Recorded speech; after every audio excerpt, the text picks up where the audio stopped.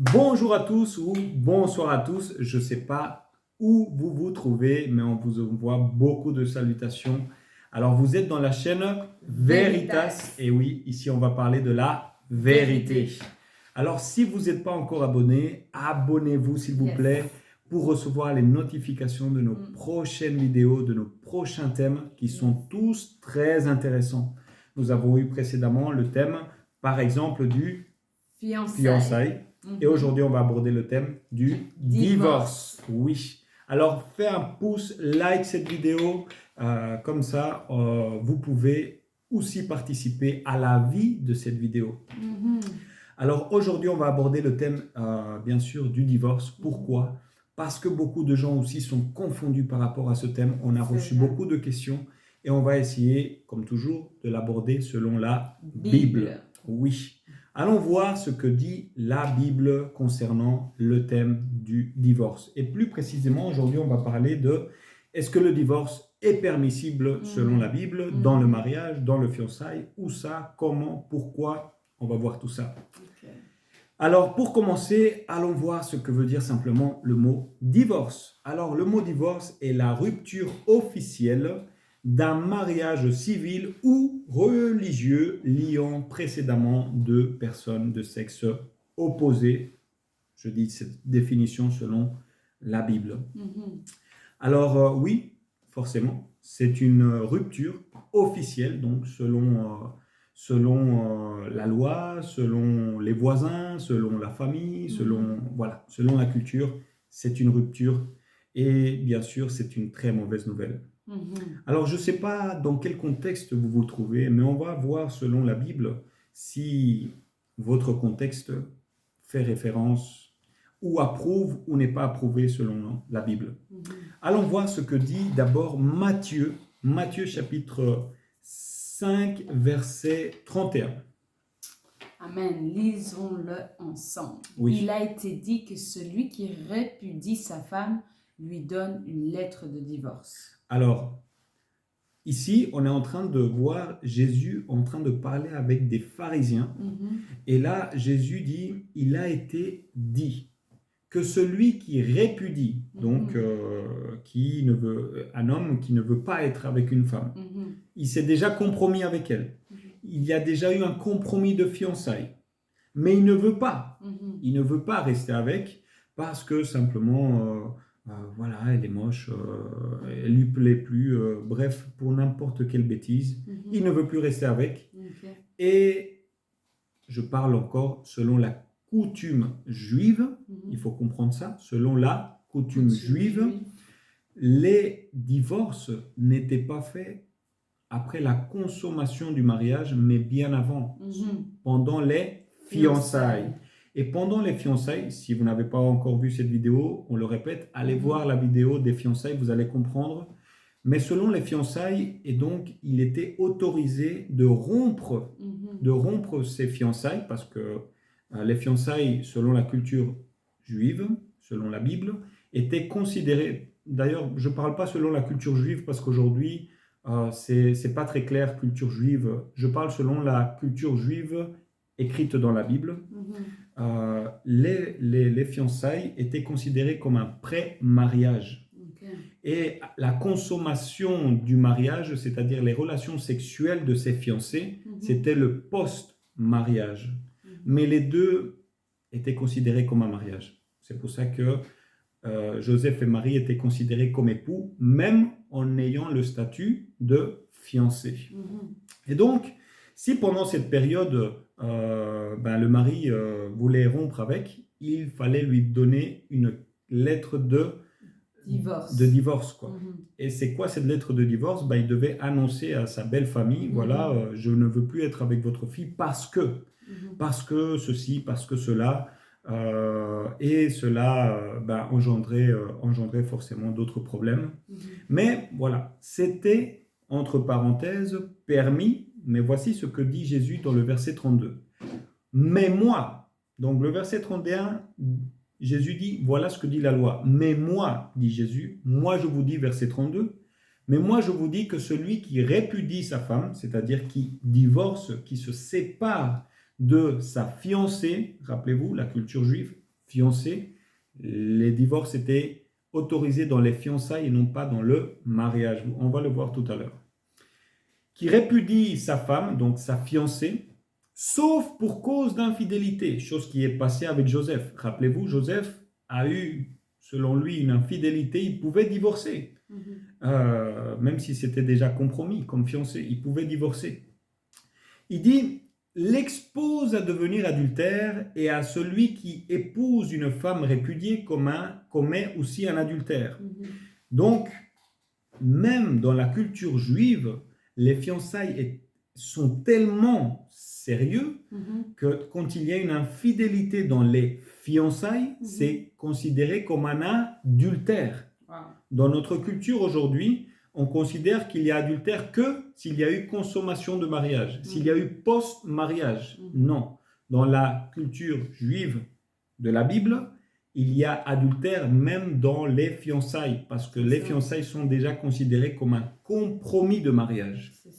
Et donc, dans ce contexte-là, effectivement, s'il y avait infidélité, il était permis que, par infidélité, précise le Seigneur, un divorce. Et c'est là où s'il y avait une autre raison que l'infidélité, s'il y a eu une autre raison qu'infidélité, par exemple, Joseph a décidé de divorcer Marie parce que simplement elle est trop petite, et ben, il expose Marie à commettre un adultère avec un autre homme. Pourquoi? Parce que Joseph est encore en vie. Et vous allez le comprendre tout de suite. Amen. Alors, lisons dans quels critères est-ce que on est lié au mariage et aux fiançailles indirectement. Allons voir ce que dit la Bible, s'il vous plaît, dans Romains chapitre 7, verset 1. Ignorez-vous, frères, car je parle à des gens qui connaissaient la loi. Écoutez-moi, ici, Paul parle à des Juifs qui connaissent la loi juive, donc les principes bibliques. Oui. Que la loi exerce son pouvoir sur l'homme aussi longtemps qu'il vit. Donc, la loi exerce son pouvoir sur l'homme aussi longtemps qu'il vit. Continue. Ainsi, une femme mariée est liée par la loi. Une femme mariée. Rappelez-vous, selon la culture juive de la Bible, tu étais considéré marié même si tu étais fiancé, comme si tu étais marié après consommation du mariage. Continue. Est lié par la loi à son mari tant qu'il est vivant. Tant qu'il est vivant. Oui. Mais si le mari meurt, oui. Elle est dégagée de la loi qui la liait à son mari. Continue. Si donc, du vivant de son mari, elle devient la femme d'un autre homme. Si, durant la vie, pendant que son mari officiel, à qui a été fiancé, à qui a consommé le mariage, pendant la vie là, pendant que lui, il vit, sa femme commet un adultère, qu'est-ce qui se passe? Ou va coucher ailleurs? Elle sera appelée adultère. Joseph, par exemple, il avait constaté que Marie ne savait pas encore que c'était l'œuvre du Saint-Esprit, mais il considérait que c'était un homme normal. Et bien, quand il a vu cette infidélité, qu'est-ce qui s'est passé? Marie qui avait été infidèle à Joseph, enfin, parlons dans la chair, mais si elle avait été infidèle, elle était considérée comment? Adultère. Non pas Joseph, parce qu'il n'avait pas commis l'acte, mais Marie était considérée comme adultère. Et la personne qui avait eu des relations sexuelles avec était aussi adultère. Et si ce mariage était un adultère. Pourquoi? Parce que Joseph, son fiancé, son mari officiel, était encore vivant. Amen. Comprenez? Continuons.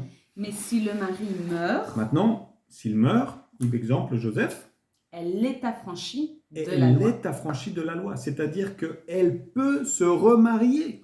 de sorte qu'elle n'est point adultère en devenant la femme d'un d'un autre. autre. Mhm. Elle n'est plus adultère. Donc, dans quel contexte on peut divorcer et se remarier? Selon la Bible, Si la personne meurt. meurt. La seule chose que nous indique la Bible qui peut casser ou tu peux te Délier. remarier, Mhm. tu peux te remarier librement et tu n'es pas adultère si c'est ton conjoint meurt. Comprenez bien, je récapitule, pendant les fiançailles, il y a une seule chose qui peut rompre les fiançailles, c'est quoi? L'infidélité. L'infidélité. Mhm. Ok. Mhm. Pendant la consommation du mariage, qui est considéré aujourd'hui comme mariage officiel, donc je vais parler pour que vous compreniez, post-mariage et pré-mariage, fiançailles, post-mariage, eh ben, le mariage classique, après consommation. Mhm. Quand il y a eu consommation de mariage, il n'y a pas aucune chose qui peut vous diviser. Il n'existe pas selon la Bible, un argument pour divorcer. Même s'il y a infidélité, tant que ton conjoint est vivant, tu es officiellement devant Dieu marié. Et si tu as des relations sexuelles avec quelqu'un d'autre, ou tu te remaries avec quelqu'un d'autre, tu es un adultère. C'est comme ça. Amen. Si, pendant les fiançailles, tu découvres une infidélité et que forcément tu n'as pas encore couché avec ta fiancée ou ton fiancé, alors tu peux décider soit de pardonner et de restaurer cette relation, soit de divorcer. Mais c'est pendant les fiançailles, pas pendant le mariage. Voilà ce que dit la Bible. Amen. Si ce n'est pas clair pour toi, allons également dans la Bible et comprenons ce que dit 1 Corinthiens 7, 39. Amen. Une femme est liée aussi longtemps que son mari est vivant. Mais si le mari meurt, elle est libre de se marier à qui elle veut. Seulement que ce soit dans le Seigneur. Alors, important. Je précise là, tu peux le répéter. Oui. Une femme est liée aussi longtemps que son mari est vivant. Mais si le mari meurt, elle est libre de se marier à qui elle veut. Seulement que ce soit dans le Seigneur. Ça se trouve dans 1 Corinthiens 7, 39. Amen. Qu'est-ce que ça veut dire? Eh ben, un homme ou une femme dont le conjoint est mort, eh ben, il est libre de se remarier. C'est ce que bibliquement on considère un vrai divorce. Le vrai divorce après le post-mariage, c'est la mort en fait. C'est pour ça aussi que... Il n'y a que la mort qui peut diviser ou divorcer un mariage, c'est que la mort. C'est pour ça aussi que quand on se marie, on dit jusqu'à que la mort vous sépare. Ça ne vient pas de nulle part, ça vient de la Bible. Amen. Mais aujourd'hui, les gens ont perdu les principes. Et aujourd'hui, comme ils veulent trouver absolument des arguments, comme les Juifs à l'époque, de divorcer, ils vont inventer tout et n'importe quoi. Revenons à la parole. Amen. Même si ça te fait mal, je suis désolé, mais je dois te dire la vérité. Amen.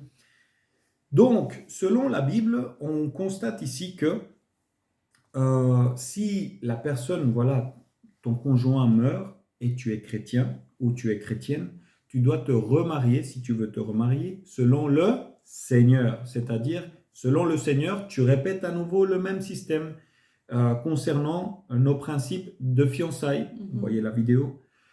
Et nos principes de mariage ou de divorce que nous sommes en train de voir ici. Amen. Rebolote à la même histoire. Donc, dans le Seigneur, ça se passe comme ça. Si tu veux un fiançailles ou tu veux même te divorcer ou te marier ou te remarier selon le Seigneur, c'est selon ce qui est écrit dans la Bible. Amen. Alors, nous constatons ici que la seule manière de te remarier, c'est le veuvage. C'est quoi le veuvage? Eh bien, c'est la rupture d'un mariage sous le seul prétexte du décès d'un des deux mariés. Dans cette condition, la personne encore en vie peut librement se remarier avec une autre personne de sexe opposé sans commettre d'adultère. S'il se remarie ou qu'il a une aventure ailleurs, c'est un adultère. Voilà ce que la Bible dit. Et même, c'est pour ça que si tu as consommé le mariage, tu habites avec la personne et tu te dis, mais tu sais, tu comprends pas ma vie, tu sais pas ce que je souffre. Je suis marié, tu veux me dire quoi? Que le mari ou la femme avec qui je suis me bat, me frappe, m'insulte, me fait la vie impossible. Donc je suis obligé de rester avec cette personne parce que je suis dans le Seigneur et que Dieu n'approuve pas un divorce. Qu'est-ce que je dois faire? C'est simple, sépare-toi, mais ne divorce pas. Voici ce que dit 1 Corinthiens chapitre 7 verset 10. À ceux qui sont mariés, À ceux qui sont mariés, pas fiancés, à ceux qui sont mariés.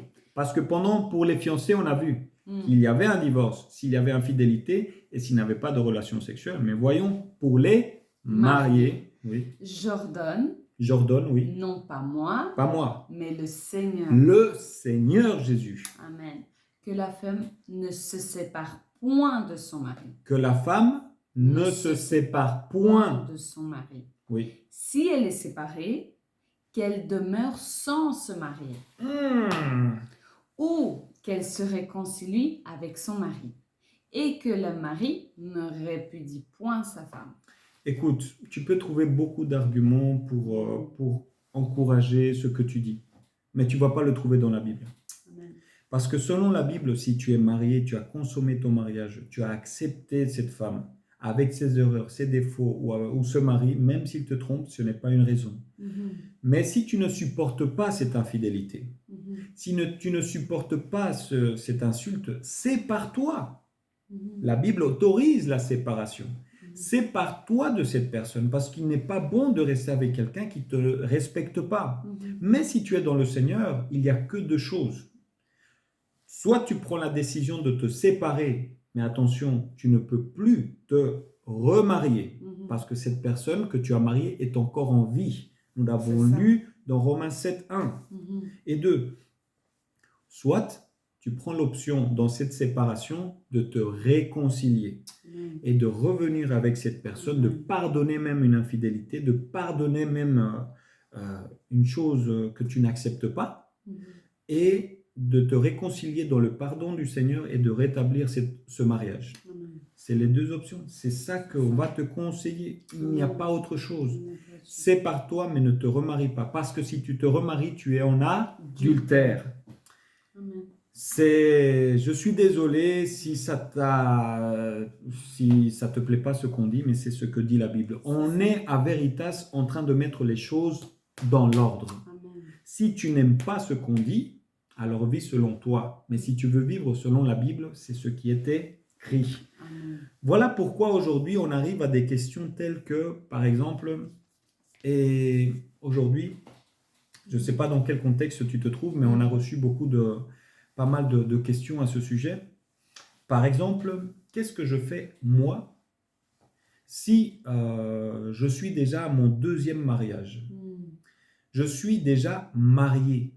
J'ai des enfants avec ma deuxième femme. J'ai quitté mon ancienne femme parce qu'il y avait une infidélité, etc. J'avais compris Matthieu 5, 32 comme infidélité, alors on peut divorcer, j'ai compris ça comme ça et maintenant tu viens me dire que c'est pas comme ça, que c'est les fiançailles et c'est une découverte pour toi. Et tu apprends maintenant dans ton deuxième mariage en fait que selon la Bible tu es dans l'adultère. Tu viens de comprendre ça. Il faut que je fasse une petite parenthèse d'ailleurs avant de conclure avec ça, c'est qu'aujourd'hui même les pasteurs, même les églises aujourd'hui ne comprennent même pas la Bible.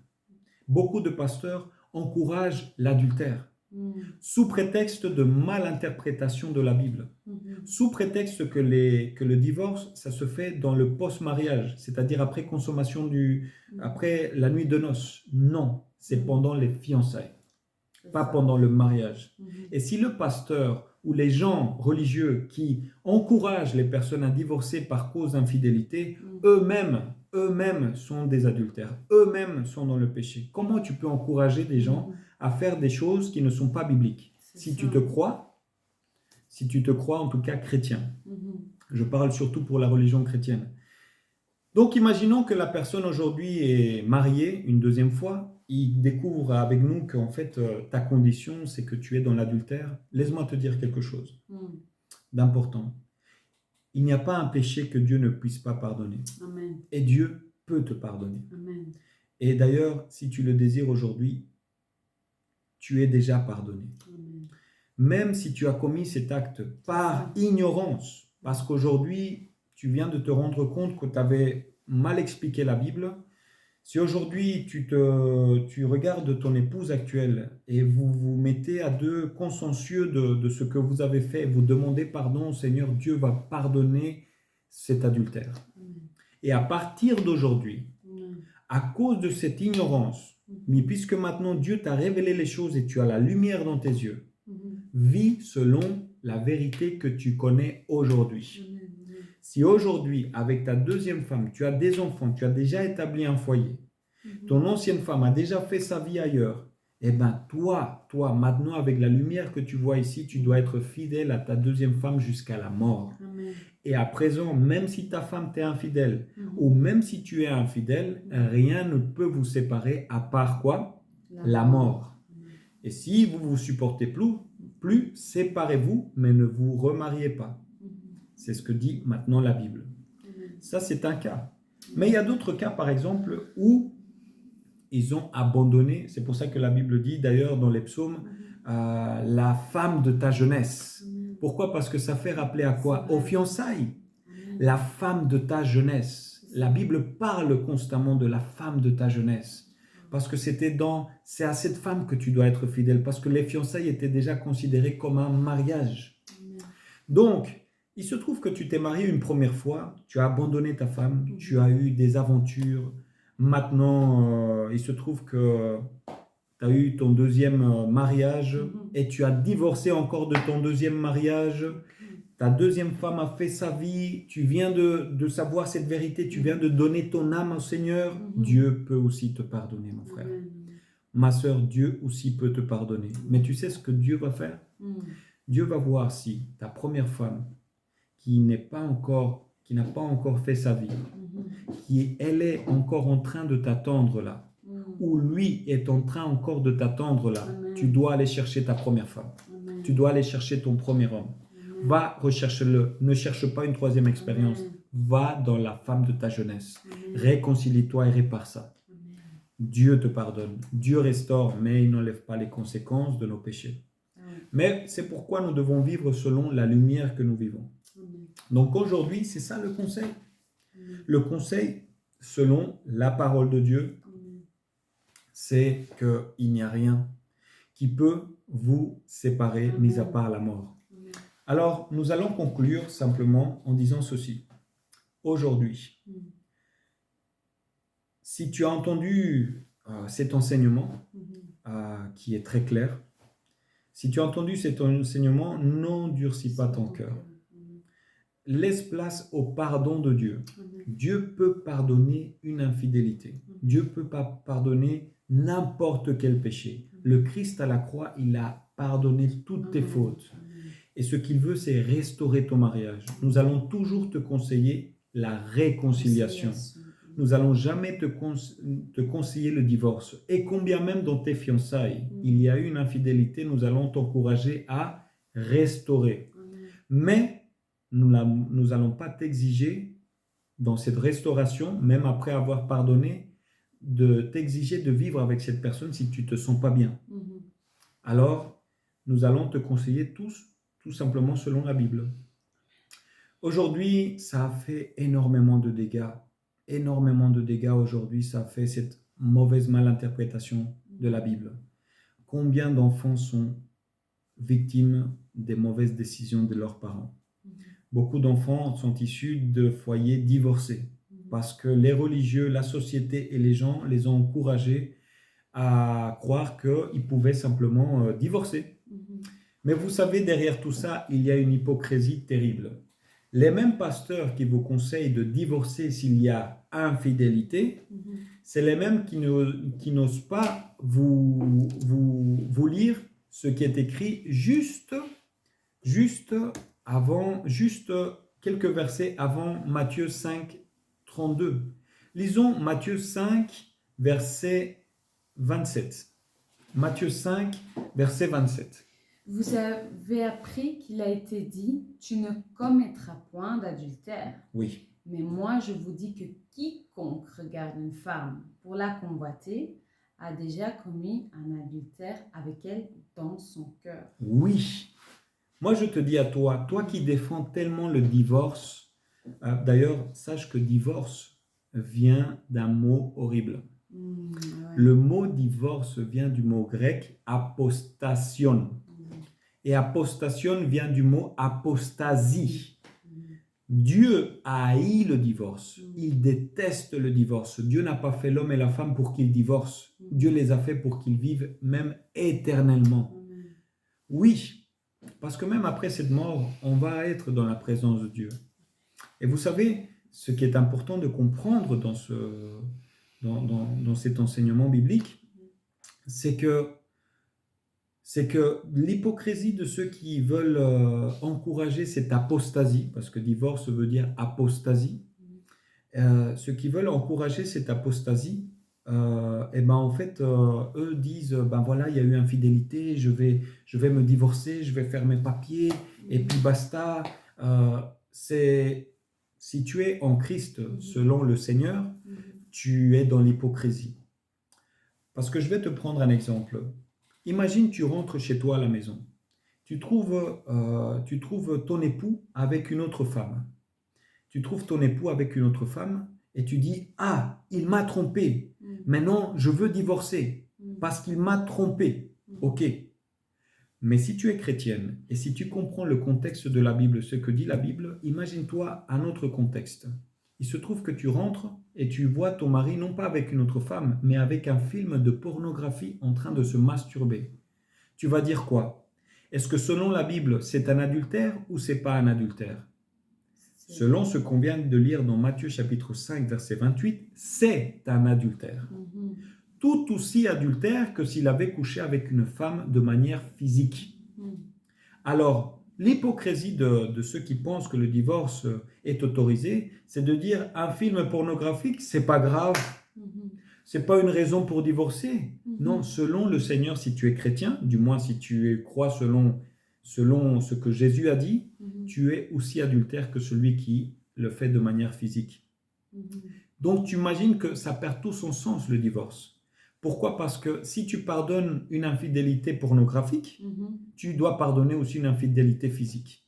Donc, il n'y a aucune raison pour divorcer. Mais il peut y avoir des raisons pour se séparer. Ça, c'est autre chose qu'on a expliqué précédemment.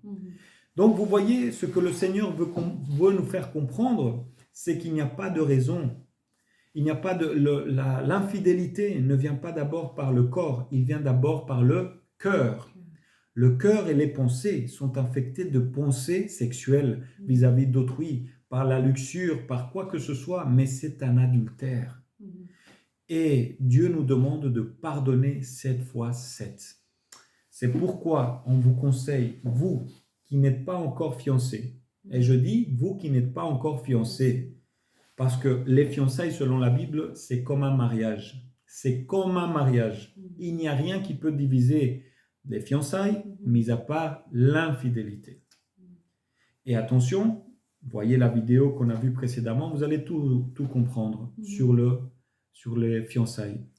Mais aujourd'hui, les gens se précipitent à se marier, à se fiancer, sans même avoir le temps d'avoir l'avis des parents, de connaître la personne. On saute les étapes, on croit aujourd'hui au coup de foudre, on croit aujourd'hui à le coup de foudre, une aventure, ou que sais-je comme mot pour dire simplement qu'il y a eu un attachement, un ressentiment, où j'ai senti, où j'ai vu, où j'ai rêvé. Beaucoup, beaucoup trop de sentiments qui aujourd'hui, tu les paies très cher. Les conséquences sont dramatiques. Alors aujourd'hui, fais les choses selon la Bible. Amen. Fais les choses selon la parole de Dieu et tu t'éviteras beaucoup de problèmes. Voilà pourquoi nous te conseillons simplement, peu importe la situation dans laquelle tu te trouves, demande pardon au Seigneur. Dieu peut te pardonner et il veut te pardonner et il veut te restaurer et il veut restaurer ton mariage, il veut restaurer tes fiançailles. s'il te plaît, fais aujourd'hui les choses selon la Bible. Et tu vas jamais le regretter. C'est pourquoi nous deux, nous avons pris cette résolution. Nous sommes mariés. Nous sommes mariés depuis 8 ans. Et on comprend très bien qu'il n'y a absolument rien qui aujourd'hui peut nous séparer, mis à part la mort. Mais si on arriverait, peut-être, je ne l'espère pas, à pas se comprendre, la séparation est une option, mais pas le remariage. Que Dieu te bénisse et à très très bientôt. Si tu as d'autres questions, n'hésite pas, contacte-nous à Veritas. On se fera le plaisir de te contacter et de parler avec toi. Voilà, à très bientôt. Ciao, ciao.